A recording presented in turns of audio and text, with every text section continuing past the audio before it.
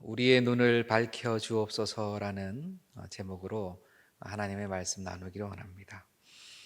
실망감은 바라는 것이 있을 때 생기는 것이죠.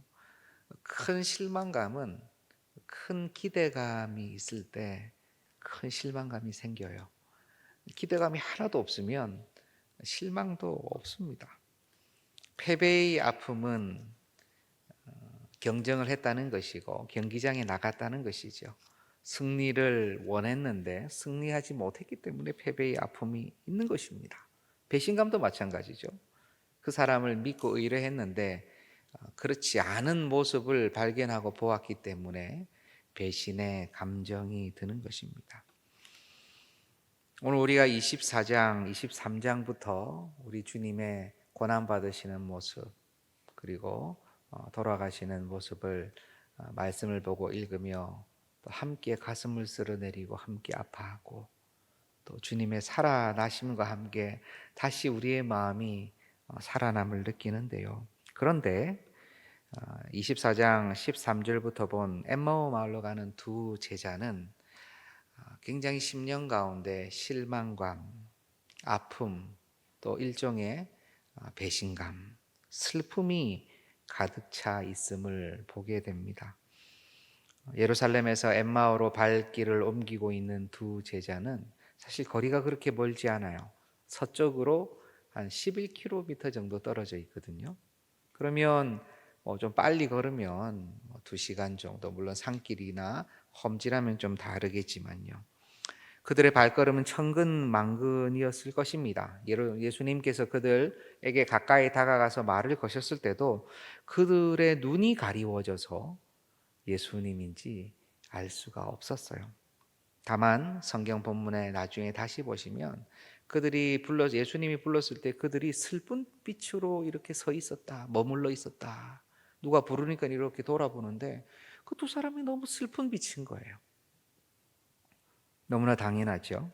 이스라엘을 속량할 자라고 여겼던 주님께서 자신들을 구원해 줄 것이라고 기대했던 선지자가 돌아가셨기 때문에, 그리고 그 시신마저 없어졌다는 얘기를 들었기 때문에 마음이 너무나 슬프고 착잡하고 앞으로의 길이 보이지 않았을 것입니다. 이때에 우리 주님께서는 두 사람이 대화하는 얘기가 무엇인지도 물어보시고 또 거기에 대한 말씀도 들으시면서 너희가 어리석다, 믿음이 더디다라고 책망하시면서도 모세와 모든 선지자의 글로 시작하여 성경이 바로 자신 예수 그리스도 예수님에 대한 것이고 인자가 고난을 받은 후에 영광을 받을 것이라는 모든 말씀들을 이렇게 풀어 주셨습니다. 말씀 자체이신 주님께서 말씀을 풀어주시는 그 은혜를 두 사람은 누린 것이죠. 이렇게 가다 보니까 엠마오 마을 가까이 다 도달했습니다. 그런데 분위기가 예수님께서는 조금 더 가려고 하시는 느낌이었다라고 성경은 말씀해요. 그래서 제자들이 그러지 마시고 우리와 함께 있었으면 좋겠다라는 뜻으로 말씀을 했는데 예수님인지 아닌지 모릅니다, 지금. 누가복음 34장, 24장 28절 29절을 한번 보여주시기를 바랍니다. 제가 한번 읽어보겠습니다. 그들이 가는 마을에 가까이 가매 예수는 더 가려 하는 것 같이 하시니 29절 그들이 강건하여 이르되 우리와 함께 유하사이다 때가 저물어 가고 날이 이미 기울었나이다 하니 이에 그들과 함께 유하로 들어가시니라. 아멘. 이 제자들은 강권하여서 우리와 함께 있자고 이야기합니다. 그저 말씀을 잘 풀어내는 선생님, 또 무엇인가 내용을 잘 알고 있는 성경 지식이 많은 그런 랍비로 생각하였던 것 같아요. 하지만 날이 기울고 또 어두워지기도 하고 또 그 말씀을 더 듣고 싶은 마음이 있었는지 모르겠지만 강하게 권면합니다. 그때 우리 주님께서 또 마침 거기에 함께 머무시죠. 이전에 저희 집에 이 엠마오 마을로 가는 두 제자의 그림이 이렇게 거실에 걸려 있었어요. 녹음이 우거진 곳에 3명 양쪽의 제자 두 명의 예수님이 이렇게 걸어가는 뒷모습을 본 그림입니다. 그 그림을 보면서 이들이 참 슬퍼했는데 주님이 위로해 주셨구나라는 정도를 이렇게 생각을 했었어요. 그런데 말씀을 자세히 읽다 보니까 이들이 어떻게 보면은 믿음이 더딘 자들아 어리석다라는 얘기를 들으면서 말씀의 해석을 들었음에도 불구하고 어떻게 보면 기분이 좀 나쁠 수도 있을 것 같은데 오히려 꼭 그를 붙잡고 강권하였다라는 말씀이 나오는 거예요. 저는 참 마음 가운데 이들이 복이 있는 사람들이다라는 생각이 들었습니다. 밤새 힘들게 더 가야 되는 사람에 대한 호의일 수도 있죠. 내가 그냥 가는 것은 이분에 대한 예의가 아니다. 그렇게 호의를 베풀어서 복을 받은 사람들이 성경에 꽤 있습니다.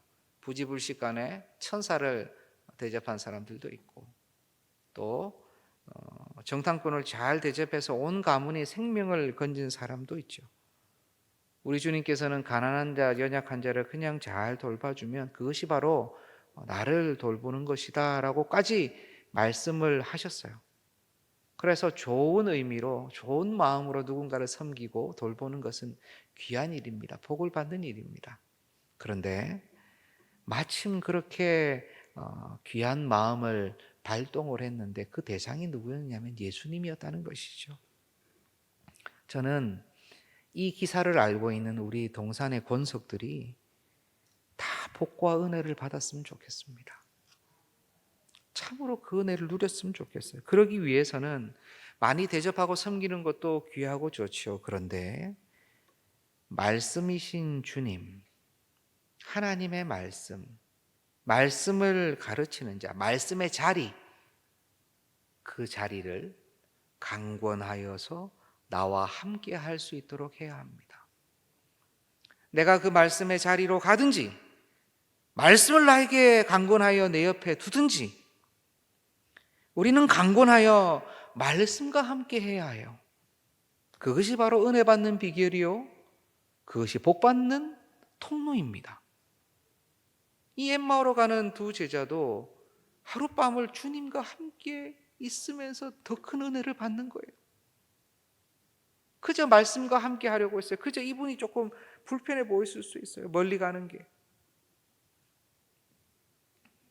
이렇게 강권하여 함께 있게 하자고 한 이 두 제자에게 어떤 일이 일어납니까? 주님께서 식사를 하시면서 떡을 떼어 축사하시고 그들에게 주셨는데요. 그들의 눈이 밝아졌습니다. 눈이 밝아지니까 이때까지 우리와 함께 나눴던 분이 바로 우리 주님이시네? 예수님이시네라는 것을 알게 된 거예요. 사실 해를 바뀌시기 전 제자들과 함께 성찬을 나누셨지요. 마지막 만찬을 나누셨습니다. 그것을 우리는 기념하여 이제 또 다가오는 주일 그 다음 주일에 또 성찬식을 거행할 것입니다. 그런데 주님께서 이때 나눠 주셨던 것은 식사하시면서 기도하시고 축사하시고 떡을 떼어 주셨는데 그것을 먹고 눈이 밝아진 거예요. 이것은 참 우리에게 시사하는 바가 큽니다. 마치 주님께서는 내 살을 먹으라 하신 것처럼 다시 그 떡을 떼어 주셨고 그것을 먹은 자는 하나님의 주님의 말씀을 먹는 것처럼 주님의 몸과 함께 하는 것처럼 연합하여서 주님과 하나가 되었을 때에 주님을 밝히 보게 된 거예요. 더 정확하게 얘기하면 두 눈이 밝아짐으로 주님이 거기 계시다는 것을 알게 된 거예요. 말씀을 통하여 우리의 눈이 밝아지면 우리 주님께서 나와 함께 계심을 알게 됩니다. 그전에는 눈이 가리워져서 보이지 않아요. 그런데 주 예수께서 주님의 몸이 나와 함께하고 내가 주 안에 주가 내 안에 내 말씀이 너희 안에 거하면 내가 주님 안에 거하면 그러면 우리가 정말 예수 그리스도와 연합하여 있다는 것을 알게 되는 거예요. 그때 주님이 계시네. 사실 계속 계셨어요. 떠나지 아니하셨고 우리와 함께 하시는데요, 마치 옆에 계시지 않는 것 같아요. 그러나 말씀의 자리를 강권하고 내가 말씀의 자리에 가고 말씀과 기도로 내 안이 가득 채워지고 내가 그 안에 머물기를 원하며 그의 명령을 지키고자 할 때 바로 그때 우리의 눈이 밝아진다는 거예요. 말씀으로 말미암아 밝아지고 그때 예수 그리스도께서 내 안에 드러나신다는 겁니다. 이 연합은 신비로운 것입니다. 주님을 나의 주 나의 하나님으로 고백하는 자에게는 다 허락된 연합의 비밀이에요. 그런데 이 연합의 비밀을 내가 주님과 함께 온전히 하나가 되었음을 모르고 주님 계신지 옆에 계신지 모르고 살아가는 그리스도인들도 꽤 많아요. 얼마나 안타깝습니까? 그래서 이 귀한 이 장면을 어거스틴 및 유명한 주석가들은 이렇게 이 장면을 설명을 합니다. 한번 보여주세요. 그리스도께서는 그 떡을 단순히 보통 식사로 주신 것이 아니라 주님의 몸의 거룩한 상징으로서 주셨다.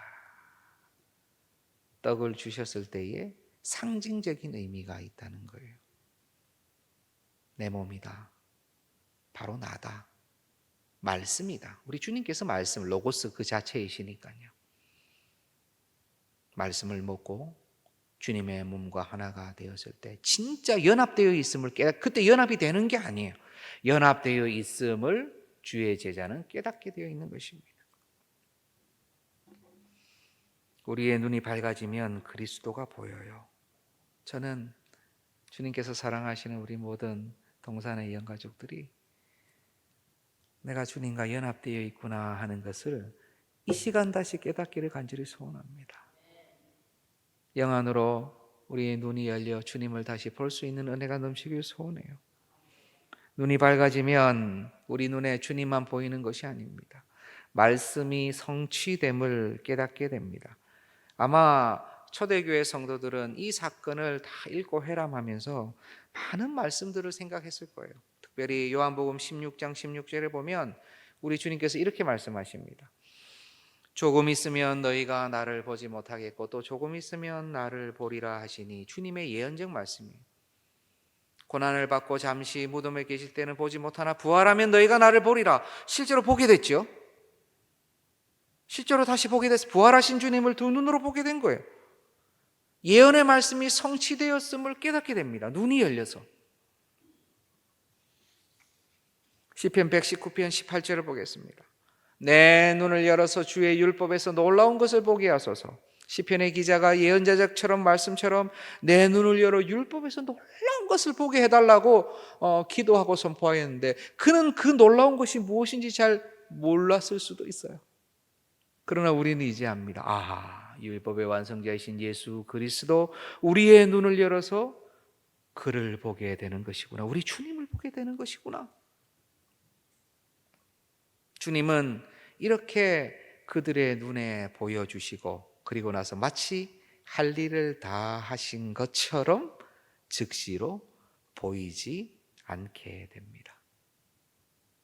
주님이 우리의 눈에 보이지 않지만 우리의 눈이 주님으로 말미암아 밝아졌기 때문에, 말씀으로 말미암아 밝아졌기 때문에 우리는 시편 119편 105절의 말씀을 진실로 선포할 수 있어요. 우리 이 말씀을 같이 한번 읽어볼까요? 주의 말씀은 내 발의 등이요 내 길의 빛이니이다. 아멘. 진실로 그러하지요. 주의 말씀이 등입니다. 보이게 하는 거예요. 깜깜한 길에서 아무것도 보이지 않는 그런 길 요즘 잘 없죠. 가로수도 잘 되어 있고 다 온 도시가 밝습니다. 그러나 우리 여기 계신 모든 성도님들 조금만 시골에 고향에 가시든 안 그러면 여행을 가시든 가로수 하나 없는 곳에, 마침 달도 없는 곳에 헤드라이트 껐을 때 뭐가 하나 보입니까? 아무것도 보이지 않는 그 길에서 빛 하나가 있으면 보이는 거예요. 우리 주님께서 그 빛이십니다. 내 길의 등이세요. 주님의 말씀이 성취되는 것을 보게 되고, 또 너무 감사한 것은요, 오늘 말씀 가운데 확인할 수 있지만 우리의 삶이 재해석이 됩니다. 누가복음 24장 30절 제가 읽어보겠습니다. 그들이 서로 말하되 길에서 우리에게 말씀하시고 우리에게 성경을 풀어주실 때에 우리 속에서 마음이 뜨겁지 아니하더냐 하고. 아멘. 주님이신 것을 알게 됐죠. 눈이 열려서 우리 주님이시다는 것을 알게 됐어요. 주님 즉시로 사라지셨어요. 그런데 그들이 서로 말하는데, 야, 그러고 보니까 그때 길에서 우리에게 성경을 풀어주실 때 이상하게 우리의 마음이 너무 뜨겁지 않았어? 너도 그랬어? 나도 그랬어?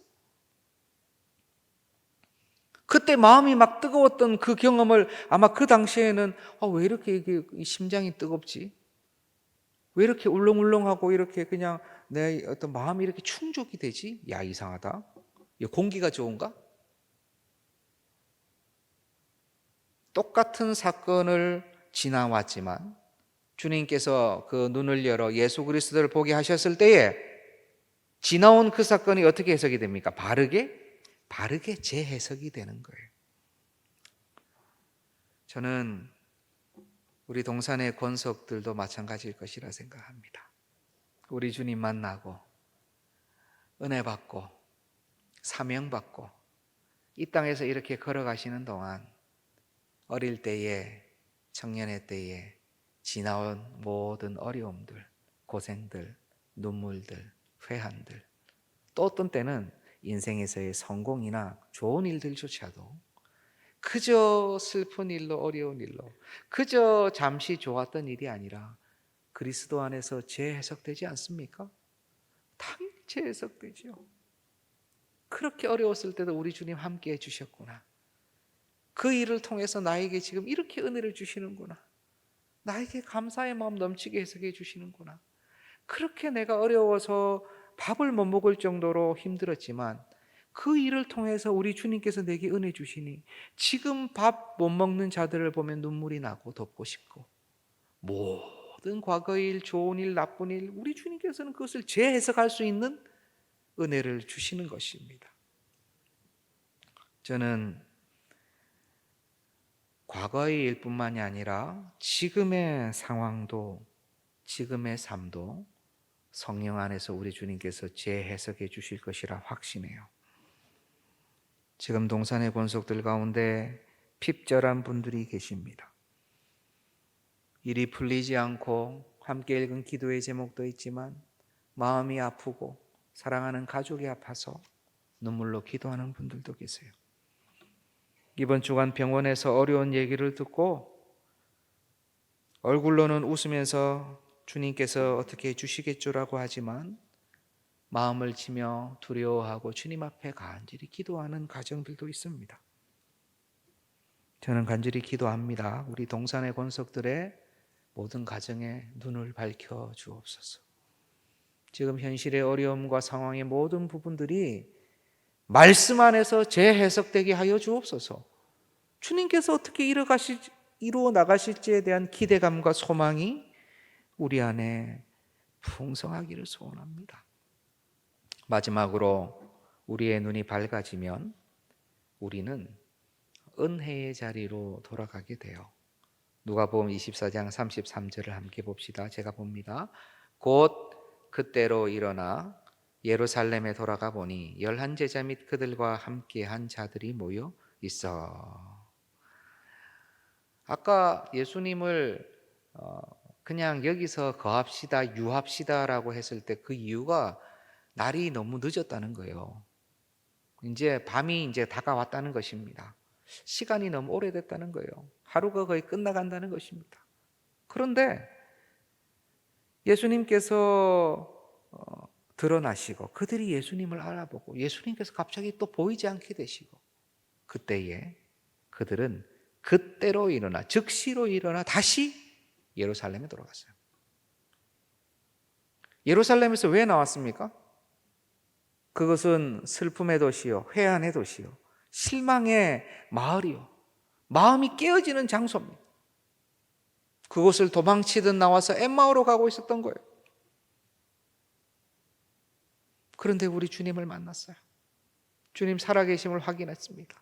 함께 계심을 확인했어요. 역사가 일어남을 보았습니다. 그럴 때 그들은 지체치 아니하고 다시 예루살렘으로 돌아갑니다. 그곳에서 11제자 및 그들과 함께한 자들이 모여 있어서 함께 이야기를 하는데 예수께서 살아나셨다라는 말씀을 또 거기서 듣는 거예요. 눈이 밝아지면 우리의 있을 곳이 어딘지 알게 됩니다.